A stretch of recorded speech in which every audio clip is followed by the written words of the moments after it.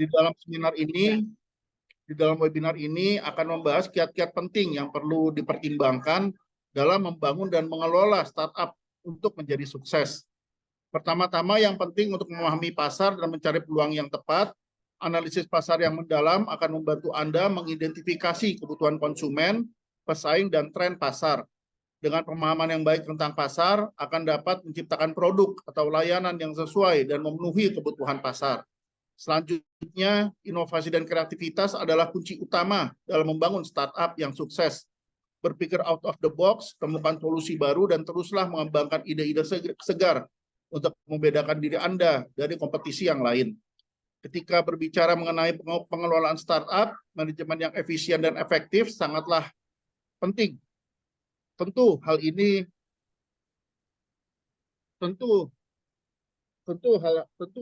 harus memiliki tim yang kuat dan terpadu dengan peran dan tanggung jawab yang jelas, komunikasi yang baik, dan kepemimpinan yang efektif akan memastikan semua anggota tim dapat bekerja bersama menuju visi dan misi perusahaan. Selain itu, untuk membangun hubungan yang baik dengan para stakeholders seperti investor, pelanggan, dan mitra bisnis merupakan hal penting. Maka jalinlah kemitraan yang saling menguntungkan dan lakukan networking secara aktif untuk memperluas jaringan dan mendapatkan dukungan yang diperlukan. Terakhir, tentunya tidak kalah penting adalah memahami pentingnya adaptabilitas dan ketangguhan, karena dunia bisnis selalu berubah dan Anda perlu mampu beradaptasi dengan cepat terhadap perubahan pasar, teknologi, dan situasi ekonomi. Bangun startup Anda dengan fondasi yang kuat dan fleksibel agar dapat bertahan dan tumbuh di tengah berbagai tantangan. Semoga webinar pada hari ini memberikan wawasan dan inspirasi bagi semua dalam memulai perjalanan menuju kesuksesan dengan startup. Mari kita jalin kolaborasi, berbagi pengetahuan, dan bersama-sama menciptakan ekosistem startup yang inovatif dan berkelanjutan. Baik, tentunya dengan mengucapkan Bismillahirrahmanirrahim, dan tentunya dengan mengharapkan ridho dari Allah Subhanahu wa Ta'ala, semoga webinar kita pada hari ini dapat berjalan dengan lancar dan sukses dari awal hingga akhir acara.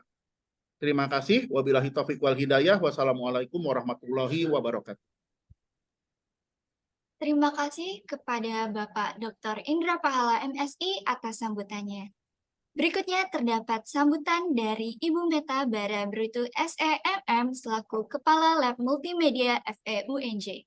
Kepada Ibu Meta, dipersilakan. Oke, terima kasih banyak MC. Assalamualaikum warahmatullahi wabarakatuh. Selamat pagi semuanya.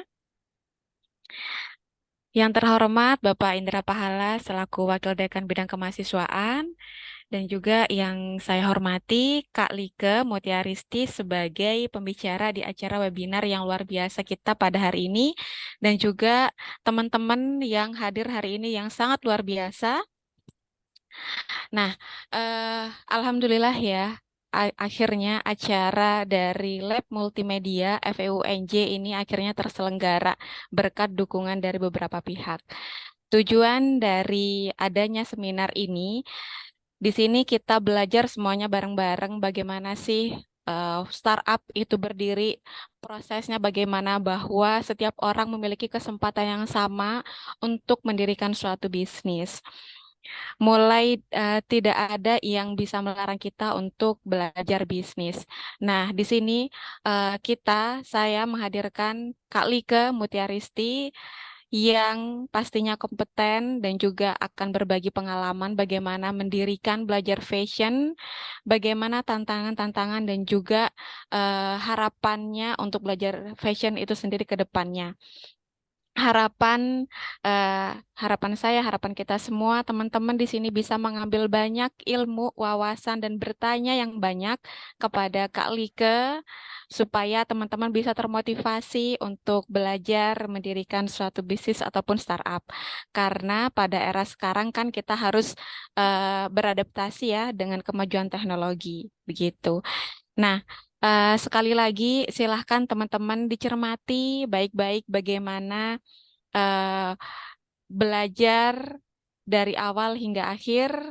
Semoga webinar kali ini memberikan manfaat yang sebesar-besarnya kepada teman-teman semua. Dan terima kasih MC. Silakan. Wassalamualaikum warahmatullahi wabarakatuh. Baik, terima kasih kepada Ibu Meta Bara Brutu SEMM atas sambutannya.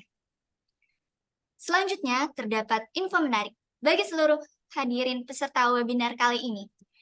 Akan berkesempatan untuk memenangkan door prize dengan cara capture atau abadikan momen kalian selama acara webinar ini berlangsung. Dan posting di story Instagram serta beri caption atau keterangan semenarik mungkin. Jangan lupa untuk men-tag dan follow akun Instagram @labmultimedia_FEUNJ dan juga @likemutiaris. 3 pemenang akan diumumkan di akhir acara. Jadi, untuk teman-teman, jangan lupa untuk mengikuti keseruannya dan dapatkan hadiahnya. Baik, sebelum memulai sesi pemberian materi, izinkan saya untuk membacakan CV pembicara kita yang luar biasa pada hari ini. Kepada operator, disilakan untuk menampilkan CV-nya. Baik, pembicara kita pada hari ini adalah Kak Like Mutiaristi. Jadi Kak Like ini merupakan juara 1 dari Pemuda Wirausaha tahun 2020, founder dari Belajar Fashion, Fashion Illustration, mentor di crep.id, dan juga alumni Fashion Design Batch 5 YCIFE. Boleh di next, operator? Ya, baik. Berikut ini adalah perjalanan dari Kak Like dalam membangun startup. Bisa kita lihat, di sini ada Fashi, Likeable, Likea, lalu ada Like Mutiaris Fashion Studio, lalu ada Like Artworks di Fashion Book and Publishing, lalu juga ada Belajar Fashion, yakni Community for Fashion Enthusiasts, and Belajar Fashion, yaitu Fashion Education Brand. Boleh di next, operator? Ya, bisa dilihat di sini adalah Like Artworks. Boleh di next? Dan di sini ada beberapa produk dari Belajar Fashion. Ini ada Belajar Fashion Books, webinar dan workshop, serta e-course. Boleh di next? Ya, ini adalah penjabaran lebih detailnya. Boleh di next? Nah, bisa kita lihat di sini terdapat Kak Like yang menempati peserta terbaik 1 di Pemuda Wirausaha tahun 2021. Terima kasih kepada operator. Baik, itulah tadi pemaparan CV dari pembicara kita pada hari ini. Gimana nih teman-teman? Luar biasa banget kan ya? Oh ya, sekedar informasi, Kak Like ini memiliki background pendidikan pertanian. Nah, Kak Like ini akhirnya membangun startup. Nah, bagaimana sih cerita dari Kak Like dari background pendidikan yang pertanian, terus tiba-tiba ke startup? Oke, mungkin kita bisa kulik lebih dalam nih ya. Oke, kita panggil aja Kak Like.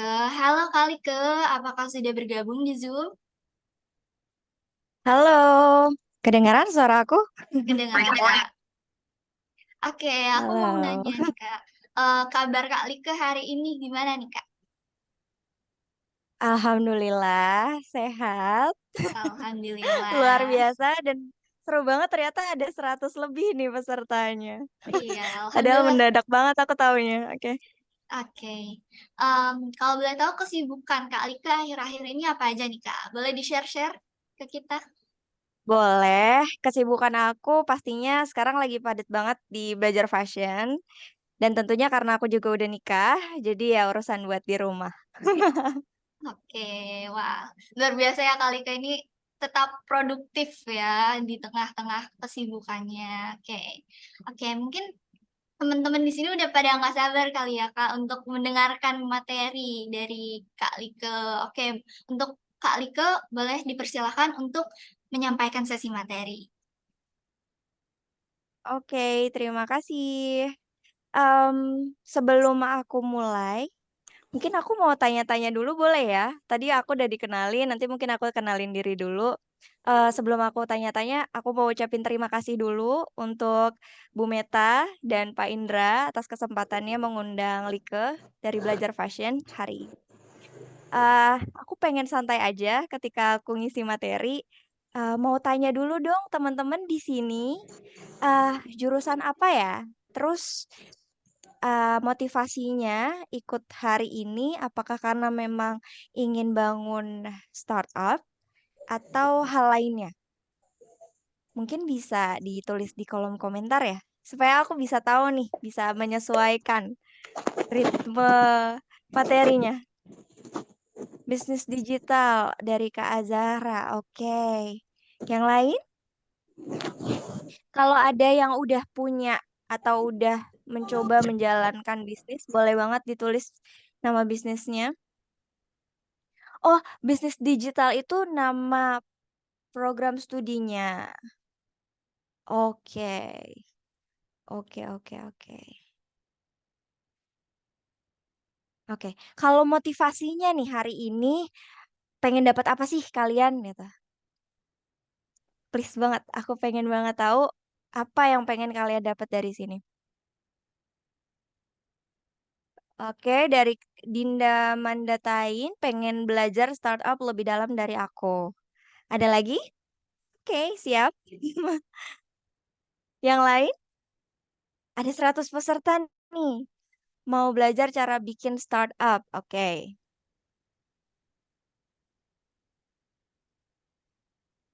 Dari Netania Limbong, jurusannya gizi ya berarti. Bisnis yang udah dijalani, makanan kayak karbohidrat untuk stunting. Wow, that's really great. Oke. Mau memperluas insight yang baru. Oke, memperbanyak pengalaman. Oke. Mau tahu cara awal memulai bisnis. Oke. Siap-siap. Berarti eh rata-rata sama ya. Mau tahu caranya gimana membangun bisnis. Oke, kalau gitu aku coba mulai ya. Mungkin aku udah dijadiin co-host belum ya? Untuk share screen, bisa? Oke.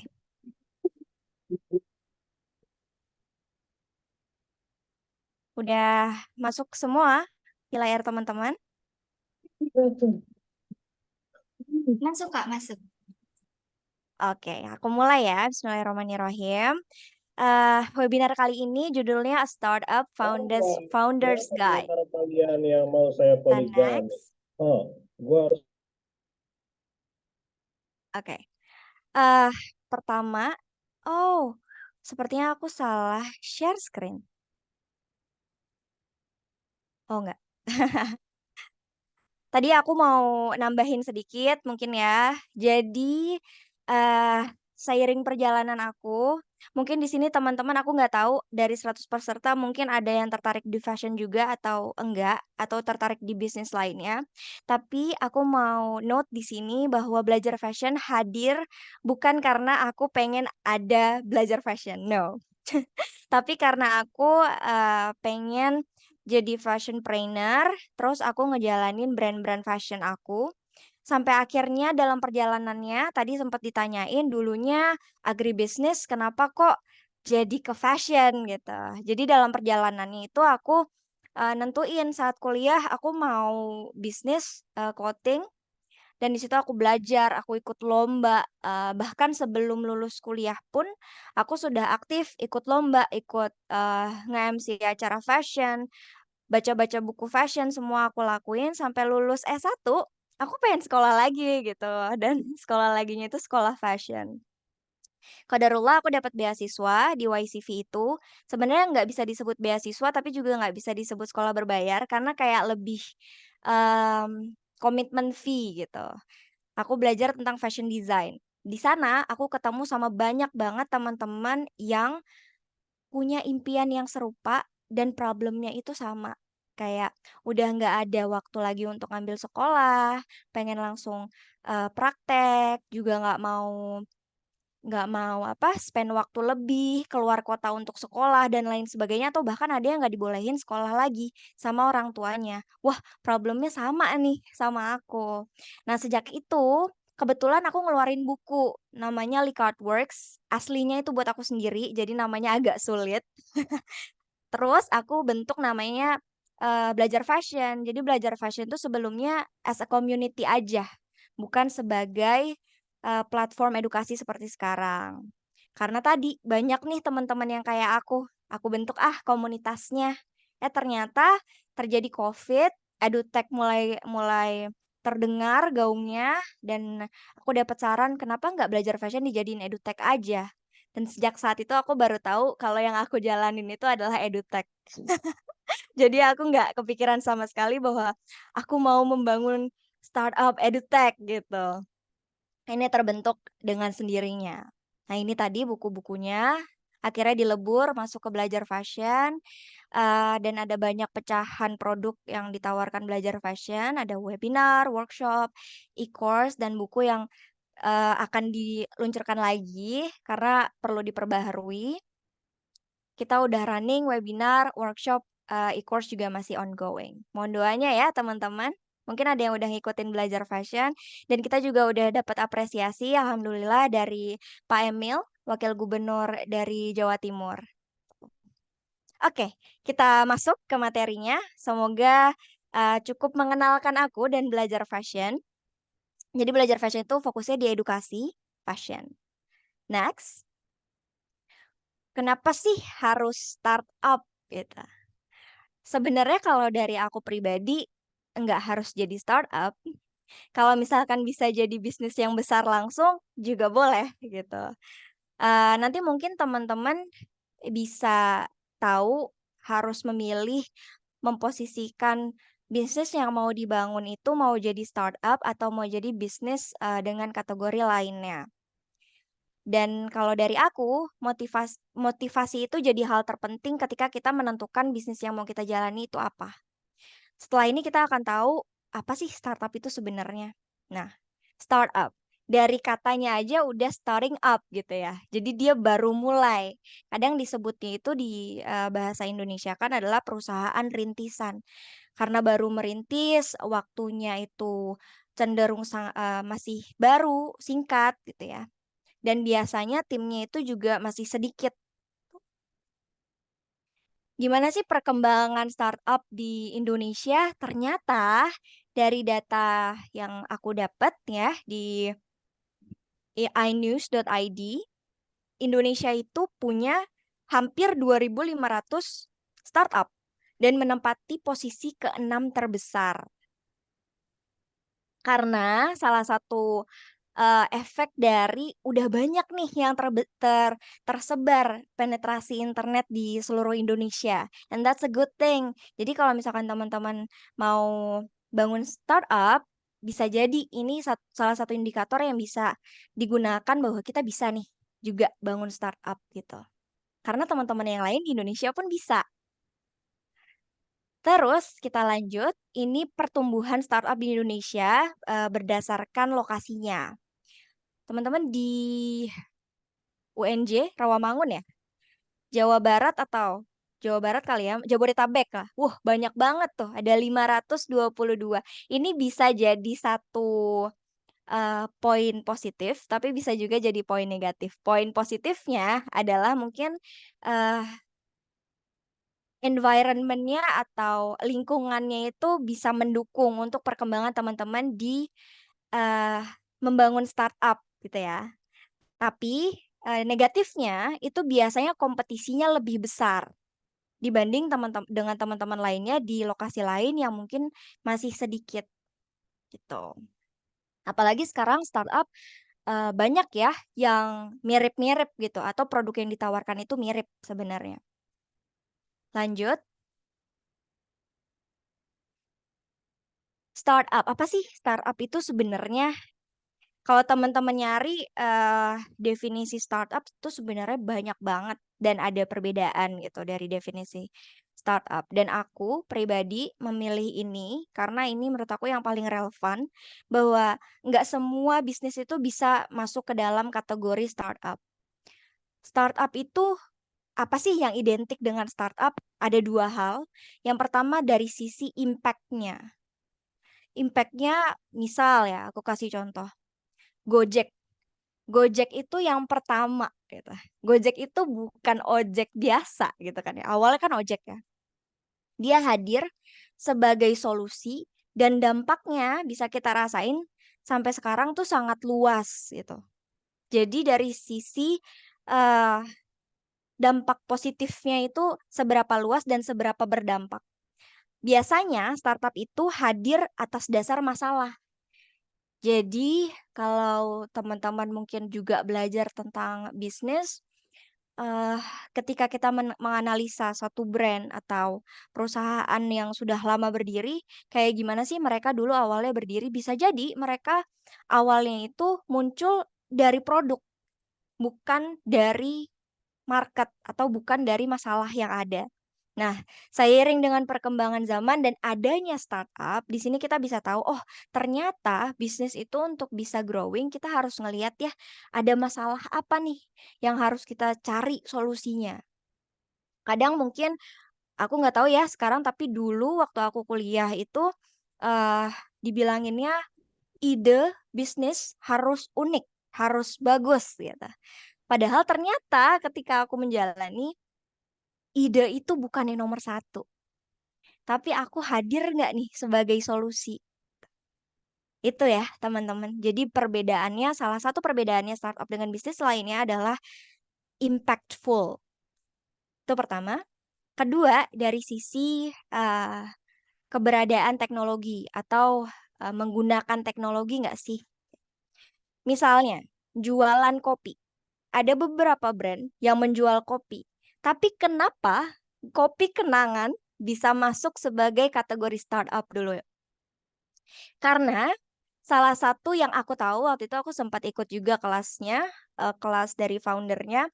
Beliau bilang eh, perbedaan kopi kenangan itu dia menggunakan teknologi, dia mendata, dia melihat dari database-nya pembeli terbesar itu di mana sih rumahnya gitu.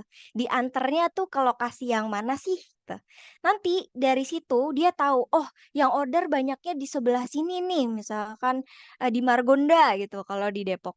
Oke, berarti aku harus buka di Margonda kayak gitu. Jadi dari sanalah dia bisa tahu titik-titik mana yang harus aku buka franchise-nya. eh dan dia menggunakan teknologi itu, pemesanan pun sudah bisa online, ada aplikasinya, mereka bisa dapat benefit dari penggunaan aplikasi dan lain sebagainya ya. Pasti ada hal-hal lainnya yang digunakan oleh kopi kenangan contohnya. Tuh. Jadi itu teman-teman. Nah, tapi ada pendapat lain juga nih yang membedakan tentang startup dengan bisnis lainnya. Di sini dicontohkan adalah small business karena sama-sama eh, baru memulai gitu ya. Bedanya dari sisi tujuan, pendanaan atau modal, visi akhir dan misinya. Mungkin teman-teman bisa baca di sini. Karena tadi startup itu ingin berdampak lebih luas dan adanya penggunaan teknologi, maka mereka harus bisa mencapai market size atau jumlah pasar yang lebih luas gitu dibandingkan bisnis yang mungkin lokal aja mainnya gitu. Otomatis dia ingin menguasai pasar, bahkan kalau bisa jadi satu-satunya gitu. Nah, untuk mencapai tujuan itu, nggak jarang startup, bahkan banyak banget startup yang akhirnya membutuhkan investor. Dia butuh investor, dia networking, lomba, pitching, apapun lah dilakukan untuk bisa berelasi dan menemukan investor yang tepat. Sayangnya, ada beberapa mindset yang mungkin perlu nih jadi concern buat teman-teman kalau misalkan nanti eh, membangun startup. Setelah ini kita bahas. Visi akhir, ada beberapa yang kita mau ini bisnisnya besar, terus nanti bisa IPO gitu kan. Dan jangka pendek, jadi fokusnya itu ada ya, nggak semua karena aku tidak termasuk. Yang berpikir lebih ke jangka pendek gimana caranya ini valuasi bisnisnya menjadi besar dan bisa dijual atau dapat investor dengan nilai yang tinggi gitu. Nanti kita bahas lebih dalam lagi terkait hal ini. Aku next dulu. Nah, ini dia yang aku mau bahas. Kesalahan menilai startup. Jadi eh mungkin ini informasi ini belum begitu tersebar ya, bahwa sebenarnya banyak pebisnis yang agak kesannya startup itu saat ini ada kurang baiknya. Kenapa kok kayak gitu? Karena ada 3 poin ini. Sebatas ide, mengandalkan uang, dan nggak mau mempertahankan value-nya. Tadi aku udah bahas kalau sebenarnya startup itu harus impactful. Dan ketika impactful, melihat masalah, kita memberikan solusi, itu adalah value-nya. Gitu. Ketika misalkan dia sudah misal belajar fashion gitu ya. Value-nya belajar fashion apa? Kita mau membantu orang-orang untuk bisa mengakses edukasi fashion tanpa harus sekolah fashion, gitu ya.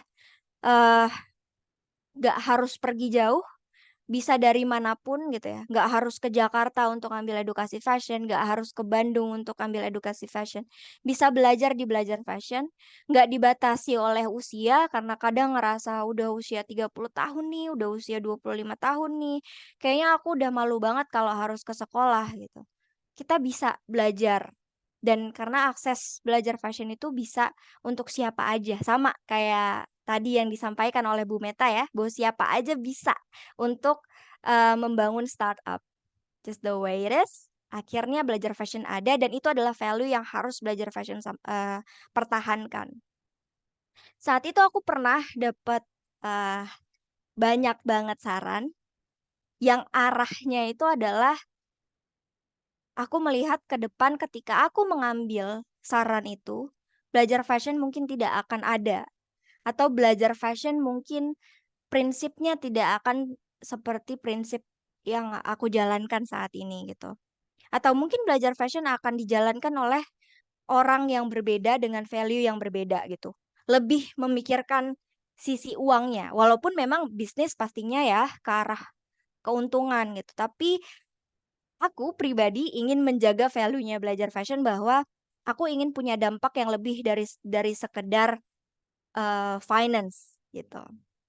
Nah, kenapa kok itu penting gitu? Kenapa nggak boleh sebatas ide, terus kayak sebatas kayak aku harus cari investor nih supaya bisa gede bisnisnya, habis itu hilang kendali foundernya, hilang value-nya yang perlu untuk dijaga.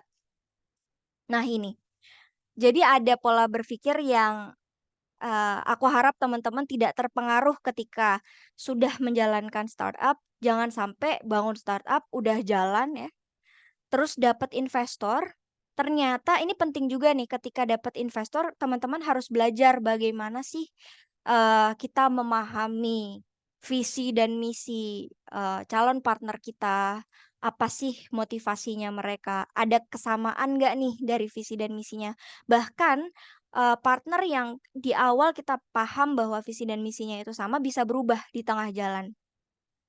Harus memahami dari banyak hal ya, dari segi hukum, bahkan dari segi lain-lainnya. Tadi ada, oh belum ya?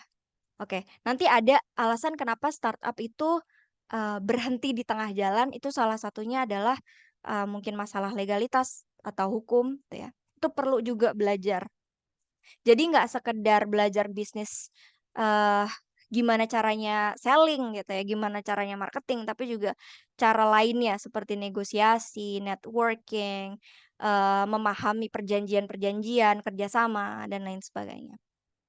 Nah, ada mindset yang kayak gini, bangun startup, jalan, terus ada perjanjian dengan investor, dan akhirnya perusahaan itu diakuisisi karena dia udah nggak punya kendali lagi, dan dia pergi membangun startup lainnya dari nol, dan kembali lagi dia ingin menjual lagi bisnis itu, dapat uang, dia pergi lagi. I don't think it's a good idea, tapi kalau misalkan teman-teman mungkin mau menerapkan hal yang sama, perlu untuk dipikirkan lagi karena dampaknya ke konsumen, itu sih, value tadi. Ini adalah poin-poin yang penting untuk startup. Develop sesuai dengan core value-nya. Jadi harus paham dulu dengan core value-nya. Analyze investor kalau memang membutuhkan investor untuk bisa lebih besar. Kita nggak cuma karena mereka ngasih uang terus kita kayak menjual segalanya termasuk idealisme, itu kurang sehat juga. Jadi teman-teman harus kayak nyari pasangan hidup gitu ya.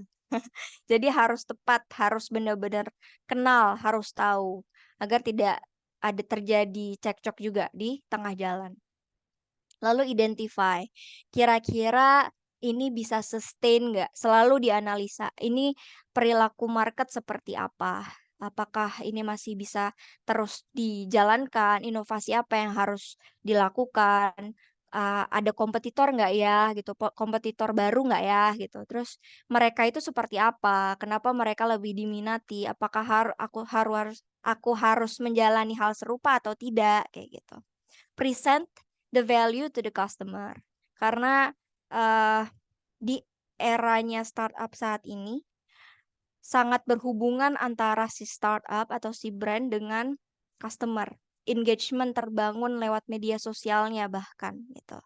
Lewat aplikasinya mungkin. Kalau di Belajar Fashion, engagementnya terbangun lewat webinarnya, interaktifnya, terus juga sesi-sesinya, dan di media sosial juga pastinya. Membangun engagement dengan customer. So, ini adalah pertanyaan yang teman-teman tanyain tadi, gimana sih caranya memulai startup? Terus ada saran juga untuk memasukkan materi ini, ada nggak sih korelasinya antara kita building or creating a startup sama ketika kita membangun personal branding kita? Eh, Jujur, sebenarnya ini dikembalikan kepada perseorangannya. Kayak aku pribadi, aku tidak dikenal sebagai founder Belajar Fashion. Aku dikenalnya tetap sebagai fashion designer gitu. Karena dulu memang aku bangun personal brandingnya sebagai mau jadi fashion designer nih gitu. Bukan balik lagi karena dulu aku bukan mau ada belajar fashion. Tapi mungkin bisa gitu di setting oke aku akan mempublikasikan diri aku lebih banyak ketika aku di belajar fashion, maka orang akan lebih mengenal aku bahwa aku founder belajar fashion. Sebenarnya aku rasa teman-teman aku lebih mengenal aku di fashion design ketimbang di belajar fashion. Kecuali followers di belajar fashion ya, bisa tahu aku, oh ya, Lika foundersnya belajar fashion. Kayak gitu. Nah, dan ini dikembalikan, harus gak sih ngebangun personal branding di era saat ini? Saya rasa sangat penting membangun personal branding. Kenapa? Karena bisa diarahkan nantinya. Bahkan dokter aja itu membangun personal branding as a content creator, mengedukasi tentang misalkan dokter kulit mengedukasi tentang skincare, tentang treatment, tentang kenapa sih kok jerawatan kayak gitu. Terus akhirnya nanti orang-orang berdatangan ke dia, percaya, muncul trust-nya dan bisa diarahkan untuk ke kliniknya, kayak gitu. Jadi ada nggak sih korelasinya? Ada. Perlu nggak sih bangun personal branding? Bisa perlu, bisa enggak. Tergantung brand image yang mau dibangun itu apa dan kayak gimana. Kira-kira nih, teman-teman ngerasanya bagusnya bangun personal branding atau enggak? Kayak gitu. Ke poin utama, how to start a startup, just start. Kayak campaign dari marketplace ya. Just start. Yes, that's right. Pokoknya mulai aja karena menurut aku setiap orang punya titik memulai yang berbeda-beda. Mungkin teman-teman di sini sedang memulai nih, ikut webinar, aku udah memulai sebenarnya kayak gitu. Aku udah belajar nih kayak gimana sih startup itu harus harus mulai dari mana. Tapi mungkin ada juga teman-teman di sini yang udah baca buku atau sering dengerin podcast founders startup gitu kan. Jadi itu juga udah belajar gitu, udah memulai.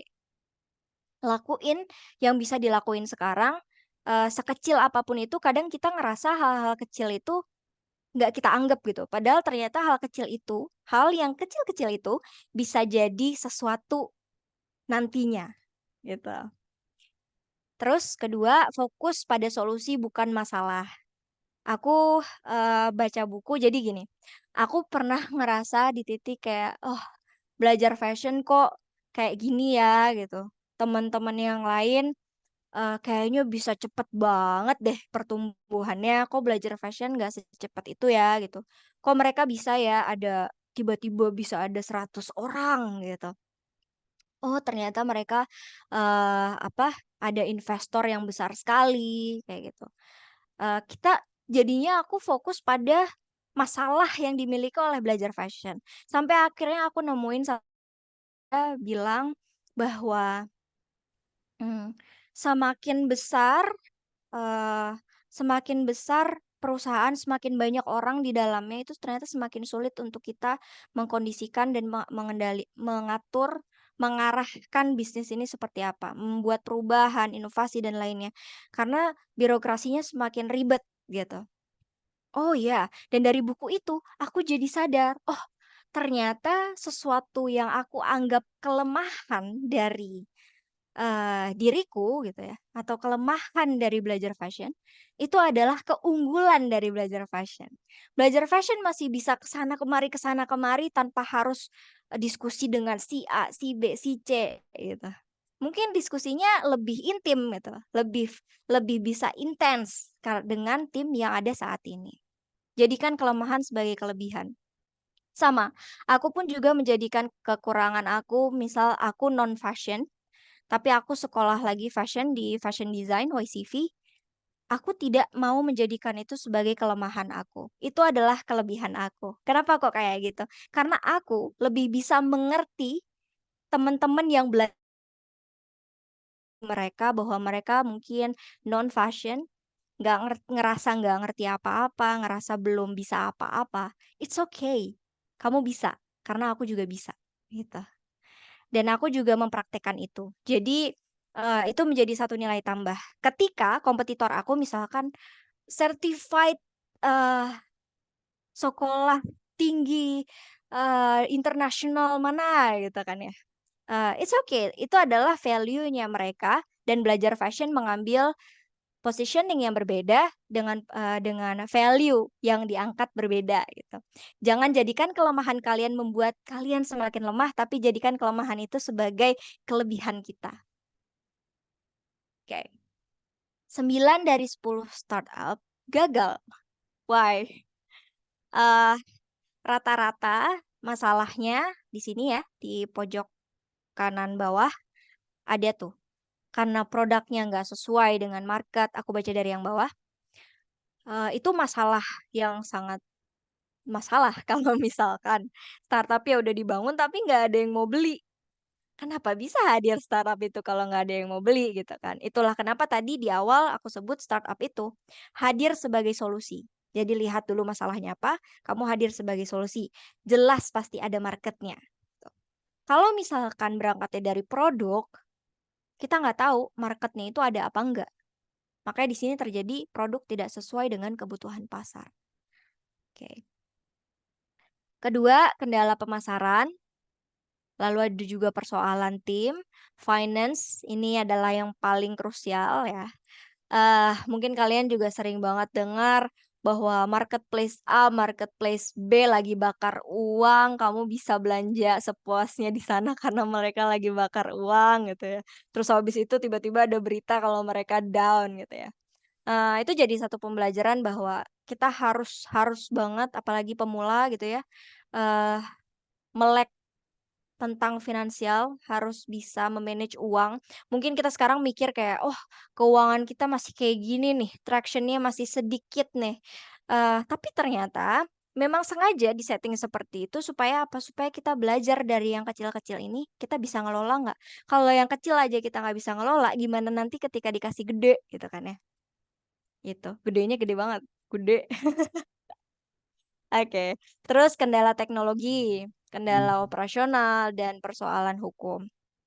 Nah, tadi teman-teman di sini, pengen banget bisnisnya itu arah digital. Aku nggak tahu kalian, apakah belajar dari sisi, teknologinya juga atau enggak, tapi waktu di belajar fashion, aku ngalamin banget mau bikin platform, wah biayanya gede banget ya, sampai ratusan juta kayak gitu.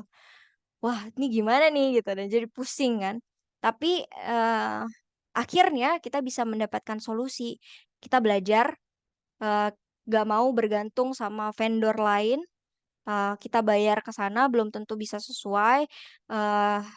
Semua data-data ataupun setup apapun itu jadi kepemilikan, mungkin dijanjikan sebagai pemilikan kita gitu ya, tapi kita tidak punya kendali penuh karena kita nggak punya kontrol penuh gitu. Jadi akhirnya Belajar Fashion memutuskan, oke kita aja yang bikin sendiri, kita handle sendiri, kita pasti bisa. Kita belajar pelan-pelan pasti bisa gitu. Itu salah satu kendala teknologi, dan alhamdulillah sekarang eh, bisa ada gitu ya platformnya Belajar Fashion walaupun perlahan.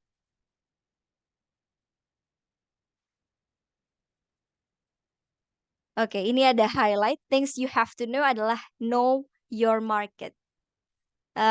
Bahkan kalau bisa, lebih bagus lagi misal masalah yang kalian alami, terus kalian temuin masalah itu ternyata ada di teman-teman yang lainnya.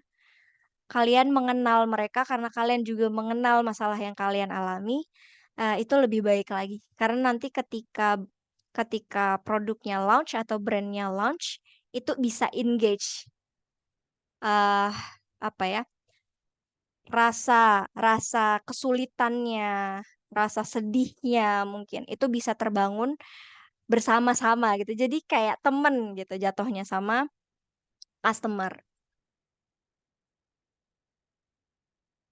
Oke.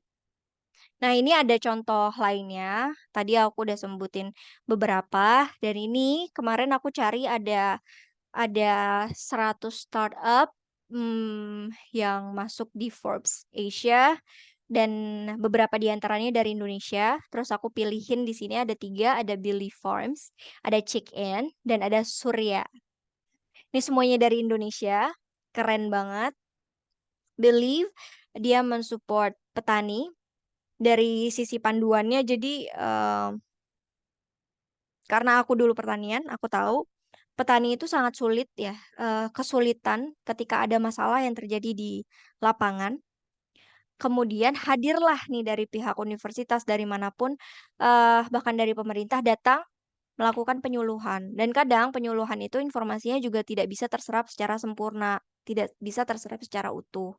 Kayak gitu. Nah, Believe ini hadir. Dia ngasih guidance ke petani dengan cara yang lebih modern gitu. Bahkan sampai ngasih tahu cara memasarkan produknya ini supaya enggak rugi gitu. Kadang kan ada masa-masa di mana mereka harus menjual itu dengan harga yang sangat sangat rendah dan merugikan gitu kan ya.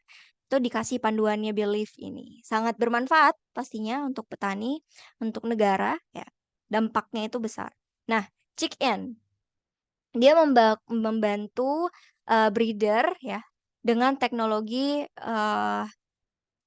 alat-alatnya itu mungkin lebih tersistemasi secara otomatis, jadi bisa diatur even itu dari jarak jauh dan lain sebagainya ya, dengan teknologi juga, penggunaan teknologi memudahkan breeder lah. Lalu yang ketiga ada Surya. eh Dia di sini aku agak kurang paham, tapi ketika aku baca, oh ini bagus banget nih. Dia menggunakan eh energi surya tentunya untuk eh pembangunan kayak gitu loh, untuk eh, cahaya dan lain sebagainya. Dan ini Indonesia gitu. Mungkin lebih efisien dibandingkan dengan teknologi surya yang sebelum-sebelumnya. What makes them succeed? Apa yang membuat startup itu sukses? Sebenarnya tergantung indikator sukses dari masing-masing. Ada yang kalau udah IPO itu aku udah sukses gitu. Tapi ada yang kayak ketika ini bisa berdampak sampai seluruh Indonesia, siapapun yang membutuhkan ini, yang memiliki masalah, aku bisa membantu mereka semua, itu keren banget. Misalkan ruang guru gitu ya, semua bisa belajar dengan standar kurikulum yang sama di seluruh Indonesia gitu misalkan. eh, Beda-beda tergantung indikator kesuksesan dari masing-masing. Dan kadang orang juga menilai kesuksesan beda-beda gitu ya. Jadi apa yang membuat mereka sukses tergantung dari indikator kesuksesan mereka, dan apa yang mereka lakukan untuk bisa mencapai itu pasti akan berbeda-beda gitu kan ya. Kalau tujuannya IPO pasti missionnya yang dipilih gimana caranya ini bisa segera IPO.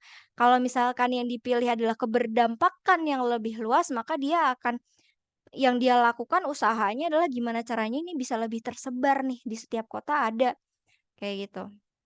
Itu ya dari aku, semoga bisa dipahami dari teman-teman. Mungkin aku kembalikan ke MC.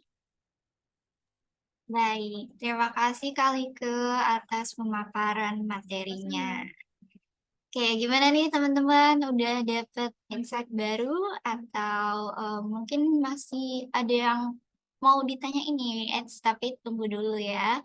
Sebelum kita masuk ke sesi Q&A, saya izin mengingatkan untuk teman-teman bisa meramaikan acara webinar ini dengan posting Instagram Story dan jangan lupa untuk memberikan caption yang menarik dan follow IG Lab Multimedia FEUNJ dan juga Lika Mutiaris. Dan jangan lupa di tag ya.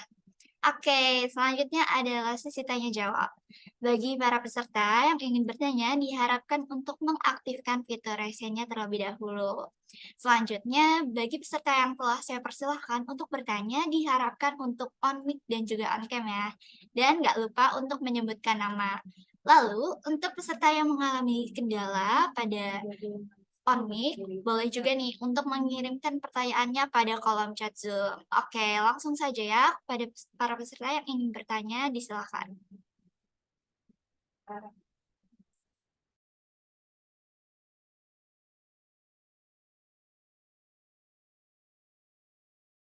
Oke. Oke, baik. Di sini sudah ada. Oh, mohon maaf sebelumnya tidak bisa on cam dan on mic, Kak. Oke, silahkan diketik di kolom chat Zoom saja ya pertanyaannya.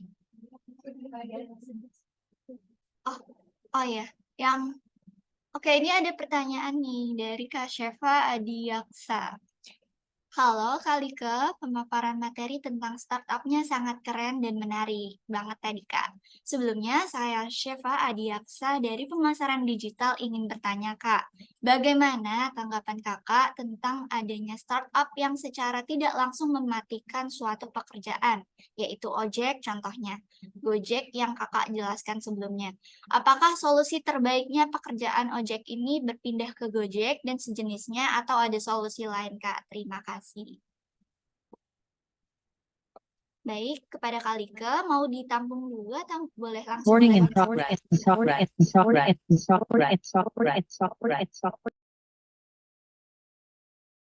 Ya, Halo. baik kepada Kak Like, apakah mau langsung dijawab, Kak? Sudah ada pertanyaan lainnya kah? Belum ada, Atau Kak. baru satu? Baru satu, Kak. Oke, berarti langsung aku jawab aja ya. Tadi pertanyaannya, sorry aku review sedikit. Gimana mengatasi startup yang dia mematikan pekerjaan orang lain gitu ya? Atau bidang lainnya. Menurut aku sebenarnya ini masalah waktu ya. Ini masalah waktu. Nggak cuma startup, nggak cuma Gojek yang tadi aku sebutin, tapi kayak misalkan eh ini bicara lebih ke teknologi sih menurut aku. Contoh ATM atau bank. Ada beberapa bank yang akhirnya meminimalisir, mengurangi ATM fisik. Kenapa? Karena ternyata semua transaksi bisa dilakukan lewat handphone sekarang gitu. Terus juga bahkan nggak pakai kartu lagi, udah bisa narik uang gitu. Cukup pakai handphone aja. Sebagian orang senang dengan teknologi itu, tapi sebagian lagi tidak bisa menerima teknologi itu. Nah, ini analogi yang sama sebenarnya dengan kejadian Gojek ya. Aku juga paham dulu ada banyak banget kejadian kayak pertengkaran gitu ya antara ojek dengan Gojek ya. Bahkan Gojeknya tuh nggak berani untuk nge-pick up aku saat itu di daerah stasiun Sudirman kayaknya. Karena di sana nggak boleh Mbak, saya nge-pick up, ada ojek kayak gitu. Ada ojek yang konvensional gitu. Oh gitu ya gitu. Dan saat itu yang aku pikirkan ini masalah waktu aja gitu. Mungkin mungkin dari pihak ojek merasa bahwa, diambil marketnya, dan mereka juga kesulitan untuk bisa beradaptasi dengan teknologi yang ada saat ini gitu. Entah mungkin tidak ada device-nya, tidak ada, apa namanya, handphone-nya yang kurang memadai kayak gitu, atau juga kurang paham dengan penggunaan gadget dan lain sebagainya. Itu masalah waktu aja dan aku rasa, itu inovasi pasti selalu ada pro dan kontranya, salah satunya itu. Dan kita harus bisa melihat ini dampaknya lebih positif atau dampaknya lebih ke negatif. Setiap hal itu ada sisi itunya, gitu sih. Jadi, untuk mengatasinya seperti apa, aku rasa itu tidak perlu diatasi yang gimana-gimana sih, lebih ke dari orangnya aja, mau terbuka dengan hal yang baru atau tidak, seperti itu. Kalau misalkan memang orangnya tidak terbuka, ya kita tidak perlu untuk paksakan gitu. Mungkin ada cara-cara lain untuk menemukan, eee, mata pencaharian baru, atau mungkin kita juga bisa lebih memberi insight kalau, "Dicoba aja Pak, nanti bisa lebih mudah loh," kayak gitu. Atau nanti dari sisi keuangannya juga lebih lebih enak loh, kayak gitu. Kan ada keuntungan-keuntungan juga kan yang dikasih. Itu sih kalau dari aku. Semoga menjawab, mungkin ada feedback. Baik, terima kasih Kak Rike atas jawabannya. Mungkin dari Kak Syeva Adiaksa, apakah sudah jelas atau memberikan tanggapan Kak? Baik, sambil menunggu tanggapan dari Kak Syeva, ini ada satu pertanyaan lagi nih Kak dari Kak Klarin. Halo Kak Like, sebelumnya aku mau mengucapkan terima kasih untuk pemaparan materinya yang sangat menarik dan bermanfaat. Saya Klarin, izin bertanya Kak, menurut Kakak bagaimana Kakak menangani ketidakpastian dan tekanan sebagai seorang pendiri startup? Dan apa ada saran dari Kakak untuk mengatasi tantangan ini? Terima kasih banyak Kak. Boleh langsung dijawab? Wow, pertanyaannya. Thank you juga Clarin, pertanyaannya bagus banget. Gimana menangani ketidakpastian dan tekanan sebagai seorang pendiri startup? Hmm, ini sangat menarik, tapi aku jujur belum merumuskan apa-apa saat aku menangani hal-hal yang tidak pasti dan, tekanan karena itu selalu ada. Bahkan kadang sebenarnya masalah itu aku satu hal yang aku sadari ketika aku ada masalah, ada tekanan atau ada suatu hal yang tidak sesuai dengan yang aku rencanakan, satu hal yang aku pikirkan adalah, "Ini loh yang aku pilih," gitu, "ini jalan yang aku pilih." Aku loh, memutuskan untuk ada belajar fashion misalkan, terus ketika aku ada masalah, ya udah ini berarti titik di mana kamu tuh bakalan grow, kamu harus bisa mengatasi masalah ini, kamu harus bisa melalui masalah ini, jangan kabur. Karena kalau kabur berarti gimana mau grow gitu. Ketika ada masalah serupa atau ada masalah yang lebih lebih lagi gitu ya, tekanan yang lebih lagi gitu. Kamu udah melewati yang kecil-kecil kok, kamu udah ngelewatin rangkaiannya kok, tinggal dihadapin lagi aja gitu sih. So far seperti itu. Baik, terima kasih Kak Like atas jawabannya. Bagaimana Kak Klarin, apakah sudah menjawab? Baik, sambil menunggu Kak Klarin. Oh ya, baik. Terima kasih Kak untuk jawabannya. Oke Kak, kita lanjut geser ke penanya yang raise hand nih Kak. Ada Kak Alexander Jericho dari UNJ. Silahkan Kak Alex. Oke, halo, terima kasih MC. Sebelumnya perkenalkan, aku Alexander Jericho dari UNJ. Terima kasih Kak Lika tadi pemaparannya menarik mengenai startup. Ada penjelasan yang aku agak nangkep mengenai startup yang IPO itu sukses Kak. Nah, aku ingin tahu aja sih sebenarnya ukuran startup yang sukses itu seperti apa. Karena seperti Goto, Bukalapak yang sudah IPO pun bisa dibilang masih melakukan layoff bahkan sekarang voucher ya dan diskon udah terlihat berkurang ya. Jadi lebih pertanyaan aja sih ke definisi startup yang sukses itu seperti apa menurut Kak Lika. Terima kasih. Oke. Tadi thank you Alexander Jericho pertanyaannya. Tadi sebenarnya aku udah jelasin ya bahwa kesuksesan setiap bisnis, even itu startup ataupun bukan startup, itu tergantung dari masing-masing brandnya, masing-masing eh foundernya mungkin yang ngelit bisnis itu. Kalau dari aku sendiri, dari belajar fashion, eh aku tidak menitikkan saat ini, aku tidak menitikkan belajar fashion misalkan bisa IPO gitu. Dulu waktu aku lomba di Pemuda Wirausaha itu ada yang ngedoain aku kayak bilang karena belajar fashion juara 1 terus dia ngedoain gitu kayak wah belajar fashion bisa segera IPO gitu. What? Why?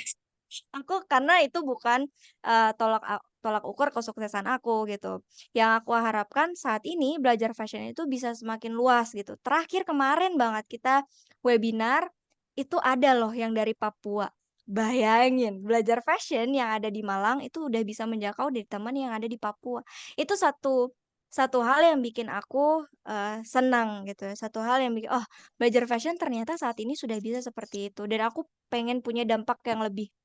Jadi, kalau dari aku pribadi, kesuksesannya belajar fashion adalah itu, bisa memberikan manfaat yang lebih. Bahkan kalau bisa, dari siswa-siswi atau pelajar di belajar fashion itu, mereka benar-benar bisa creating a fashion brand sampai jadi itu karena ditemani oleh belajar fashion itu.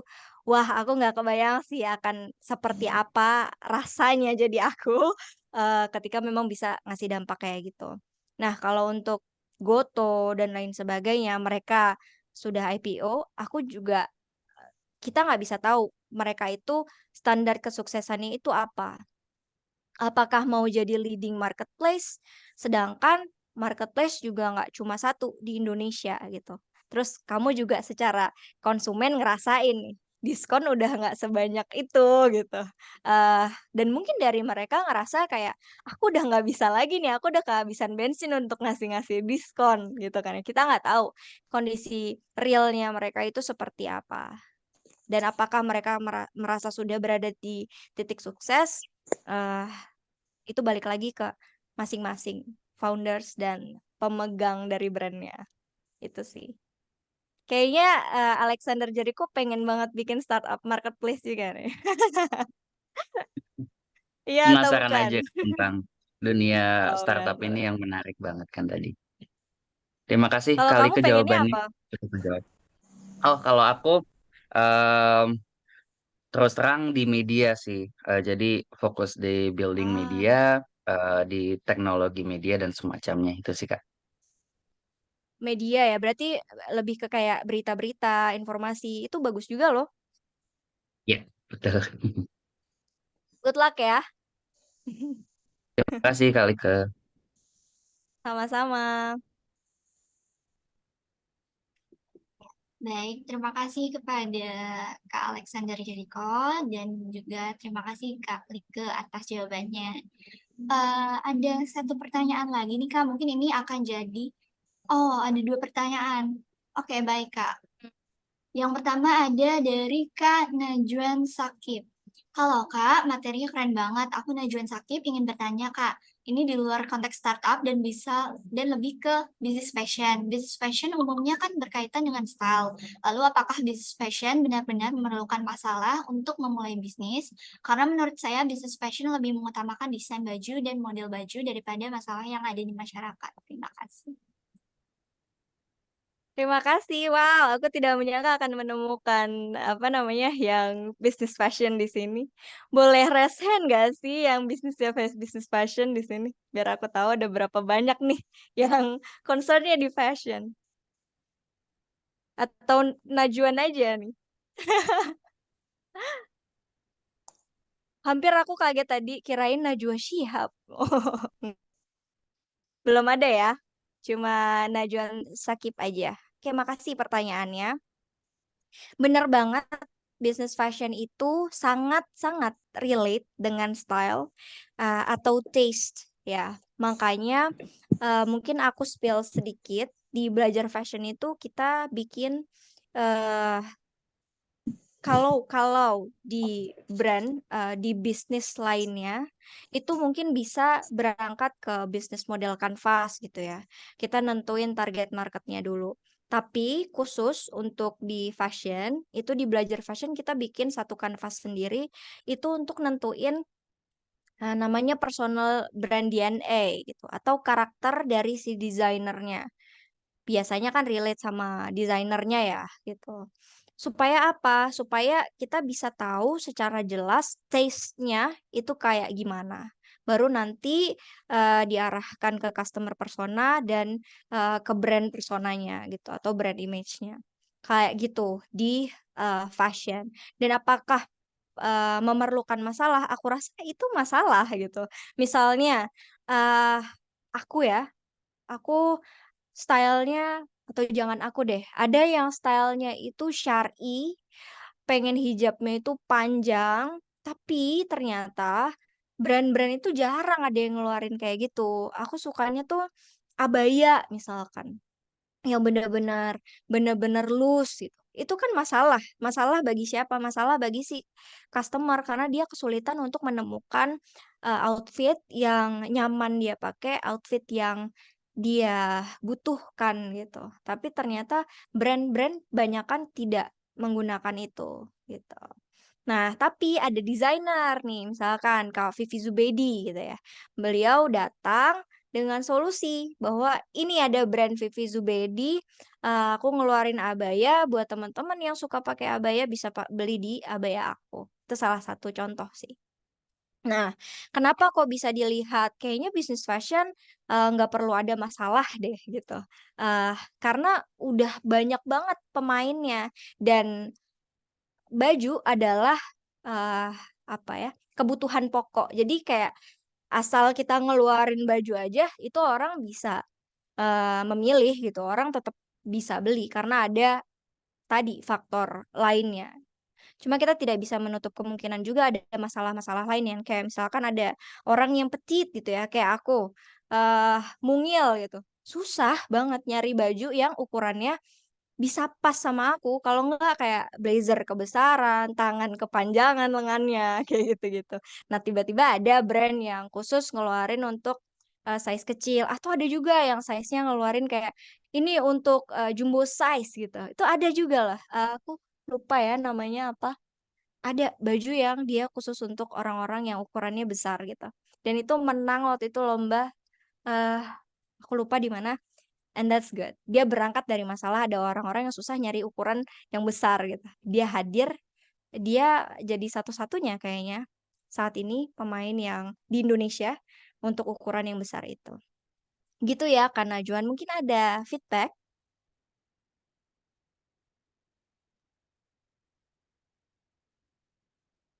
Thank you. Baik, Oke. thank you Kak. Oke, terima kasih Kak Lika atas jawabannya. Berikut ini ada satu lagi nih pertanyaan Kak. Mungkin akan jadi pertanyaan penutup nih Kak. Oke, langsung saja saya bacakan ya Kak. Halo Kak Lika, saya Putri dari IAI Ibrahimi Genteng Banyuwangi. Mohon izin bertanya nih Kak, tantangan apa saja yang dihadapi Kakak sebagai pengusaha dengan semakin maraknya promosi di berbagai media online sekarang ini? Terima kasih. Sama-sama. Halo Ibrahimi, Banyuwangi. Wah, gimana Banyuwangi sekarang panas kayaknya. Di Malang juga panas soalnya. Makasih pertanyaannya. Tantangan apa aja yang dihadapi sebagai pengusaha semakin maraknya promosi di berbagai media online? Em, Sebenarnya promosi yang mungkin maksudnya itu kompetitor ya. Semakin banyaknya kompetitor gitu ya, terus mereka juga bisa mempromosikan brandnya lewat lewat media online gitu ya. Dan aku rasa gini teman-teman, ini hal yang unik nih. Jadi mungkin waktu aku kuliah sama kayak teman-teman gitu ya dulu mau mulai bisnis, terus kalau ada teman bikin bisnis serupa, itu langsung kayak kompetitif banget gitu. Langsung kayak, wah dia bikin yang sama kayak aku gitu. Atau hal lainnya ya. Itu ternyata setelah aku ngejalanin, aku udah nggak ngerasain kayak gitu lagi. Udah bener-bener kayak ya udah sih gitu, beda dari banyak hal gitu ya. Misalkan dari value aku beda, dari value brandnya beda, dari target marketnya beda. Ada banyak perbedaan yang akhirnya aku bisa tahu, oh ya udah nggak usah nggak usah ngerasa yang gimana-gimana, ya udah, oh ya bagus, kalau ada yang bagus dari dia bisa kita pelajari, kalau ada yang nggak bagus ya udah kayak gitu. Selama tidak ada pengaruh apa-apa, eh, nggak masalah gitu. Dan ketika memulai bisnis pun kita tahu bahwa misalnya belajar fashion, berapa sih jumlah marketnya yang bisa dijangkau oleh belajar fashion. Misalkan marketnya itu ada 100 juta 100 juta orang, memang 55 juta orang misalkan. Berapa sih yang belajar fashion bisa ambil gitu? Kan kan kita kalau target pasti kayak aku ngambil 1 juta orang deh gitu, karena kan juga ada kompetitor lainnya. Apa itu? Kayak gitu. Jadi ketika ada muncul yang lainnya, aku ngeliat apa ya dia, yang bagus dari dia gitu. Apa sih yang dia tawarkan? Aku jadi tahu, oh ternyata dia beda dari belajar fashion. Oh ternyata dia menargetkan orang yang berbeda, value-nya juga beda. Jadi aku tidak menanggapi itu sebagai tantangan, aku justru menanggapi itu, wow ini bisa jadi hal yang bagus gitu, karena ternyata banyak ya orang yang bisa perform di sini, di industri yang sama. Dan kalau misalkan dia sukses, aku jadi termotivasi justru kayak, oh berarti belajar fashion bisa juga nih besar seperti dia, misalkan kayak gitu. Tapi so far aku juga melihat eh kita pasti bakalan bisa melihat apa sih keunggulannya kita gitu. Apa yang harus kita pertahankan, apa yang harus kita jaga, dan apa yang harus kita gaungkan sebagai belajar fashion misalkan. Itu bisa banget kita lihat. Jadi tidak harus selalu melihat sesuatu itu sebagai tantangan dalam artian yang negatif ya, tapi kita bisa melihat itu sebagai sesuatu yang memotivasi kita.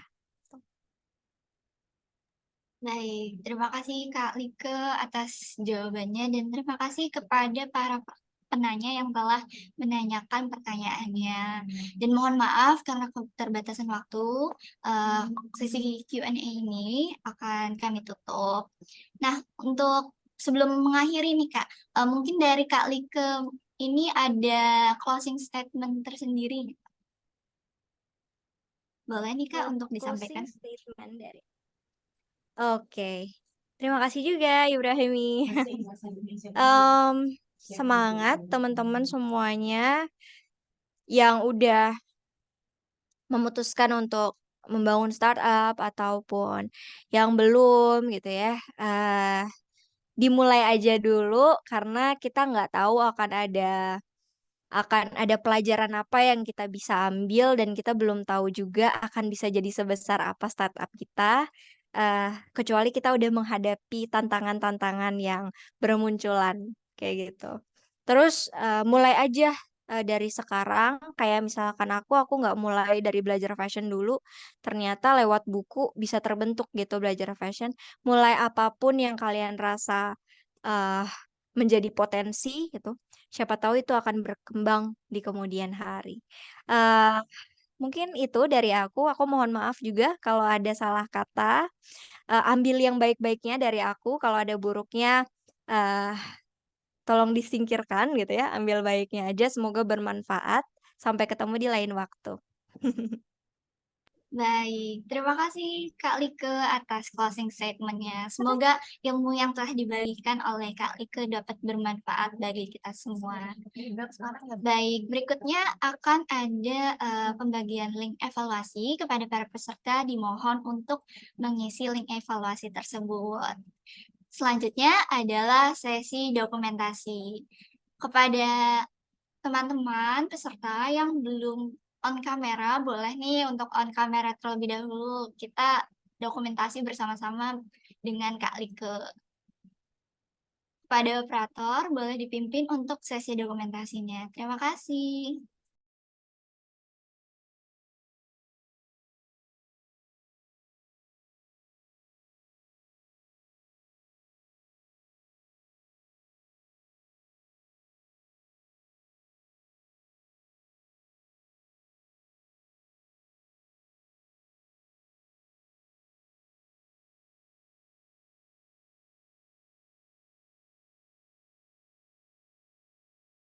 Oke, saya izinkan ya. 1, 2, 3. Next slide. 1, 2, 3. Oke, terima kasih. Baik, terima kasih kepada operator. Sekali lagi saya ucapkan terima kasih ya Kak kepada Kak Liko Mutiaristi. Apabila ada agenda kegiatan lainnya nih Kak, diperbolehkan untuk meninggalkan ruangan Zoom ini sekali lagi. Terima kasih banyak ya Kak Liko. Terima kasih semuanya. Pamit ya. Terima kasih. Assalamualaikum. Terima kasih, Waalaikumsalam. Lika. Baik.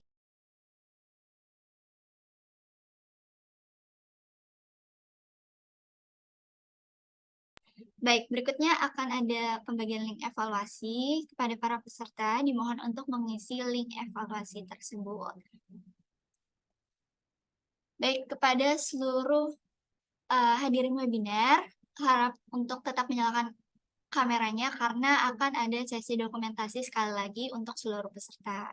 Kepada operator, boleh untuk dipandu kembali. Terima kasih.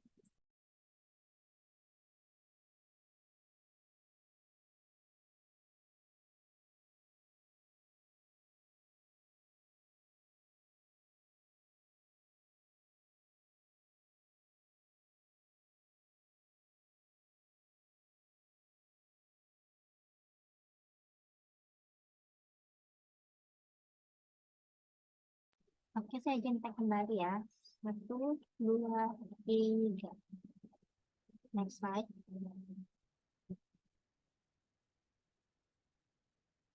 1, 2, 3. Next slide. 2, 3. 1, 2, 3. Slide terakhir. 1, 2, 3. Terima kasih. Baik, terima kasih kepada operator yang telah memandu jalannya sesi dokumentasi. Hadirin sekalian, telah sampailah kita di penghujung acara kali ini. Terima kasih saya ucapkan atas antusias dan juga semangat yang luar biasa. Serta saya mengucapkan terima kasih banyak kepada berbagai pihak yang telah terlibat dalam acara webinar hari ini. Mohon maaf apabila terdapat kesalahan perkataan dan perbuatan. Saya Azhara Putri Dewi Mumpuni sebagai Master of Ceremony pamit undur diri. Wassalamualaikum warahmatullahi wabarakatuh. Waalaikumsalam.